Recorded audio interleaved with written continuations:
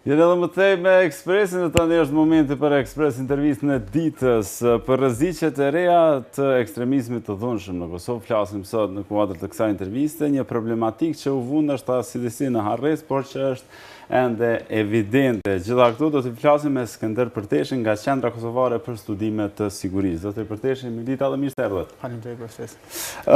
Nisim me të përgjithshme sa është shqetësuese situata e sigurisë, duke i parë të gjeturat e raportit juaj që do të publikohet nesër, por që sot i flasim disa nga pikat kryesore, do thotë kemi rreth 1000 gati thuajse individ nga Ballkani që në periudha të ndryshme janë bashkuar luftës, do thotë grupeve terroriste në Siri dhe Irak, në ato kohra ndoshta kur luftimet atje ishin më intensive. Tashmë kemi edhe një zhvendosje do të thotë kërcënime të rreziqe prej grupeve terroriste që kanë funksionuar në Siri dhe Irak. Kur flasim për vitin 2012, 2013, 2014, kur ka qenë piku më i madh ose më i lartë i rekrutimit të qytetarëve të Kosovës dhe të Ballkanit perëndimor për mbi bashkangjitur organizata terroriste në Siri dhe në Irak, sot flasim për një ndryshim të kërcënim rreziqe, do thotë prej një problemi që kanë udhëtuar qytetarët tonë, tash kemi një problem ku kemi një rritje të terrorizmit vendor, ose siç ndryhet ndryshe homegrown terrorism, apo simpatizuesve të ISIS-it apo grupeve tjera terroriste që asnjëherë nuk kanë pas mundësinë me udhëtu ose me pas kontakt fizik me organizata terroriste, mirë po ideologjikisht i përkasin kësaj ideologjie. Kjo vërehet edhe në trendet e ndryshme, qoftë në Evropë, qoftë në rajon e Ballkanit perëndimor, do të thotë pasi që koalicioni perëndimit filloi sube ndaj ISIS-it, e shkatroi pothuajse ISIS-it fizikisht po flasim, ku asnjëherë nuk flasim në aspektin ideologjik, e shkatroi ISIS-in fizikisht në Siri dhe në Irak, me një ndryshoi strategjia e kësaj organizate terroriste, ku i kërkoi simpatizuesve të vet, i kërkoi njerëzve që ideologjikisht e përkrojnë që nuk keni nevojë me udhëtu. Nga dikur që i thëreste... Nuk keni nevojë me udhëtu në Siri e në Irak për me bërë tash quajtur xhihad, mirë po mundeni këtë lloj xhihadi, këtë xhihad ta bani edhe në vendet tuaja duke i sulmuar do të thotë shtetet që janë kundër ideologjisë së ISIS-it. Edhe kjo është përkthyer do të thotë edhe në vetë sulmet që kanë ndodhur prej sidomos për vitin 2014 ku kemi thuajse shumë fishim të sulmeve terroriste që kanë ndodhur në Siri dhe në Irak, në vendet e perëndimit, kryesisht në Evropë, po ashtu edhe në Turqi, po ashtu kemi edhe një rritje të tentim sulmeve në Kosovë, mirë po fatmirësisht misionet e zbatimit ligjit dhe të sigurisë Kosovës, siç është policia e Kosovës dhe AKI-ja, në 4 vjet e fundit thuajse i ka parandaluar disa pikërisht raporti juaj i ka do të zbërthyer edhe këto 4 sulme të mundshme terroriste që janë parandaluar në 2 vitet e fundit. Në raportin tuaj këtë problematik, këta persona i keni konsideruar edhe si një bombë e kurdisur. Po flasim për vitin 2012 kur ka pas qytetarë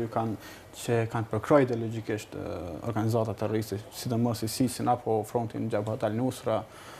tashnijët al-Fatah al-Sham, në atë kohë kanë pas mundësinë me udhëtu, do të thotë me bashkangjitur këtyre grupeve terroriste. Mirë po ka një numër shumë të madh numër caktuar të qytetarëve të Kosovës, po ashtu edhe të Ballkanit perëndimor, që përkundër mos mundësisë për me bashkangjitur grupeve terroriste fizikisht në Siri dhe Irak, në aspektin ideologjik i përkasin kësaj ideologjie, dhe pikërisht këtu është rreziku shumë më i madh, sepse kur flasim për të kthyer potenciali tyre mu angazhu në sulme potenciale terroriste ose aktivitete terroriste në Kosovë është më i vogël, për shkak se institucionet e zbatimit ligjit i kanë nënbikëqyrje dhe shumë afër i mbikëqyrin çdo lëvizje, çdo aktivitet tyre. Mirë po këta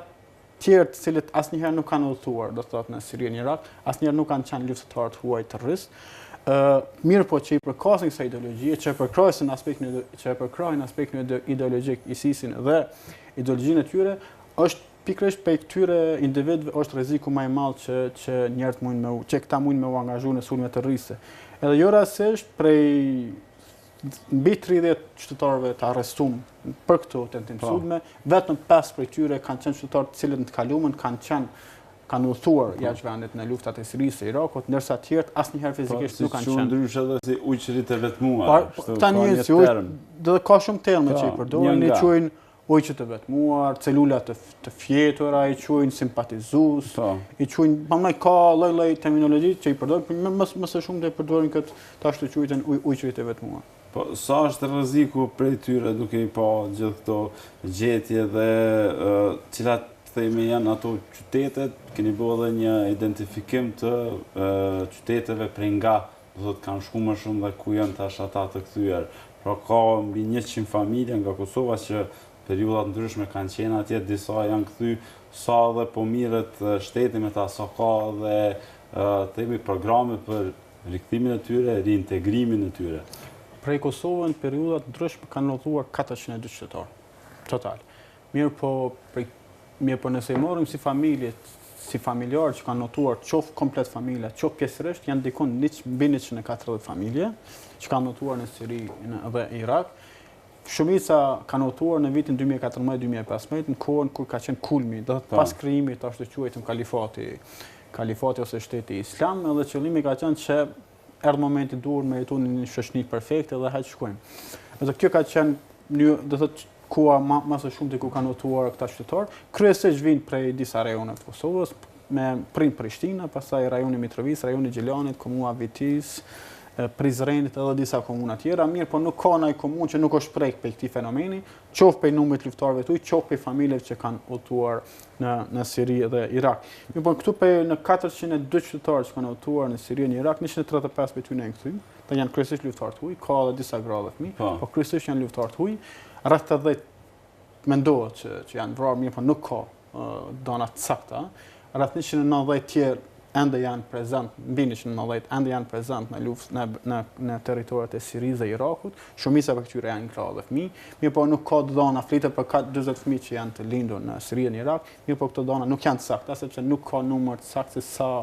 fëmijë paktën një prind që kanë prej Kosovës janë lindur në Siri dhe Irak. Është një rrezik shumë i madh se cili do të jetë fati i fëmijëve që kanë lindur atje, edhe cili do të jetë fati i grave që janë për momentin prezent në territoret e Sirisë dhe të Irakut, përkundër gatishmërisë që qeveria e Kosovës e ka shpërfaq për me bënë një plan për me prit edhe me bërë reintegrimin e tyre në shoqërinë e Kosovës, për shkak të hezitimit të Turqisë për me pranu këta individ brenda territorit vet. Edhe thuj se është bllokuar dhe këta ende mbeten në kampe të ndryshme në territoret kryesisht në territoret e Sirisë të Irakut që janë në kufi me Turqinë. Po, cilat ju keni identifikuar disa prej arsyeve që kanë qenë shkas i shkuarjes në këto zona, cilat kanë qenë ato dhe sa keni mujt me vrej gjatë këtij ulëmtimi se janë luftuar dhe instrumente që janë përdorur për t'i nxitur këta djemë e vajza të Kosovës të ndërmarrin këtë hap të papranueshëm. Për shkaktar kemi folë, shumë është ulëmtuar, shumë nuk ka ndonjë shkaktar që e veçantë, që është më i rëndësishme që tregon pse qytetarët e Kosovës që kanë bashkangjitur luftën e Sirisë të Irakut, mirë po janë arsye personale. Kryesisht do të thotë secili individi ka arsye individuale që ka bashkangjitur, po ajo që mendohet është të quajtë gjihadi global, ka qenë një prej arsyeve, nevoja për me qenë i rëndësishëm në jetën e vet, me qenë protagonist në një ngjarje që ka ndodhur, sidomos krijimin e shtetit kalifatit edhe mbrojtjen e muslimanëve në gjithë botën. Ky ka qenë një prej arsyeve. Arsye tjetër ka qenë dehumanizimi i këtyre njerëzve, do të thotë mos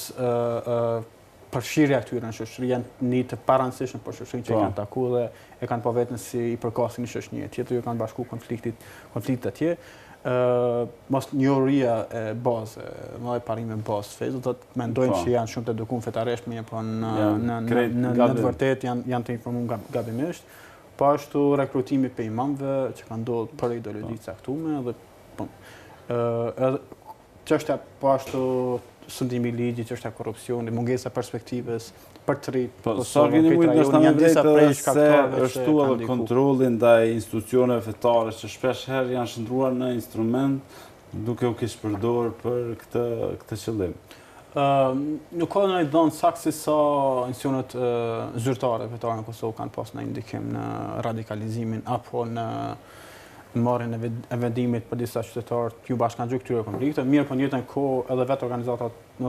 fetare në Kosovë, në këtë radhë Bashkia Islame e Kosovës nuk ka qenë shumë suqel në fillim kur është bë ky kërcënim, kur është bë procesi i radikalizimit të qytetarëve të Kosovës. Mirë para që tashna, do të thotë përveç shkaktarëve që ka pret Kosovën është një rrezik më i madh me të cilat qytetarët e Kosovës edhe institucionet e shtetit duhet me u përballë, është sepse ende po vazhdon procesi radikalizimit të familje, kryesisht familje luftarëve të huaj, të cilët edhe në atë kohë kanë qenë konservativ, është duke vazhduar procesi radikalizimit të tyre. Po përhapet kjo. Po vazhdon me u përhap sepse familjet që janë radikale në praktikimin e religionit edhe që familjarët e tyre kanë udhëtu, edhe këta kanë përkrahur një vendim të tillë, ende nuk kanë mërri shteti me edhe përkundër përpjekjeve të mëdha që ka bërë qeveria dhe institucionet e mekanizmet e saj që me u afru më shumë me këto familje, me i kuptu shqetësimet e tyre dhe me u ofru një program rehabilitim, reintegrimi, këto familje kanë kundërshtu këtë program, mirë po ende këto familje po përkrahen edhe do të thotë mbështetjen e tyre e gëzojnë prej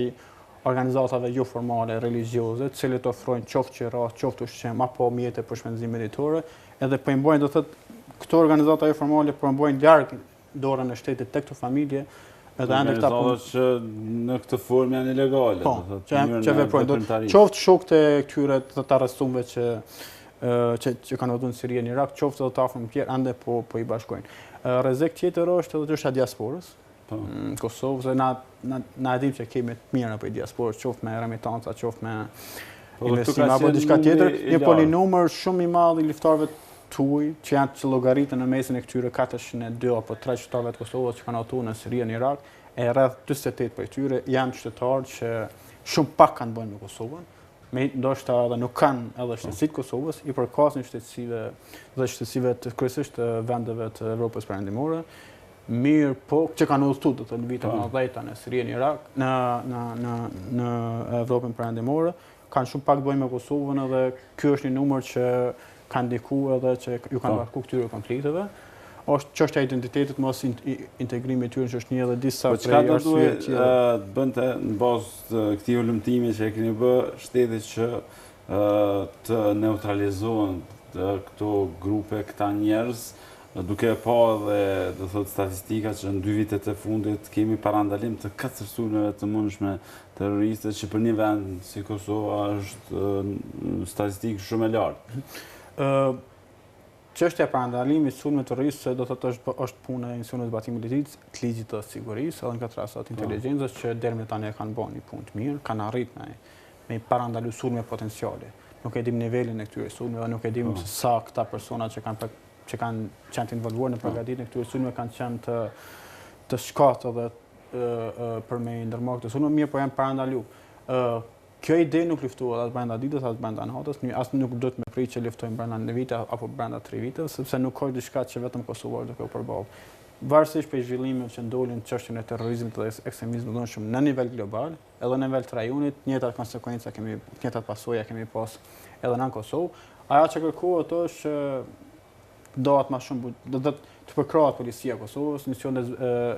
edhe Agjencia e Kosovës për inteligjencë në kryimin e punëve, do thotë në parandalimin e sulmeve potenciale, mirë po qeveria edhe institucionet lokale të kenë shtrirje sa më të madhe në komunitet, në vendet më rurale dhe në komunitetet që mund të jenë të afektueshme prej këtij fenomeni, dhe pikërisht sa më shumë që të ketë një shëndim të ligjit, një bashkëpunim komunitet edhe institucione të shtetit, institucione lokale, aq më lehtë mundet edhe me u bë identifikimi i hershëm i persona potencial që mund të pas shenjat të radikalizmit, atë njëjtën kohë edhe luftimi i tyre. Edhe një pyetje nga shikues krejt në fund, që po thotë se një raport i QKSS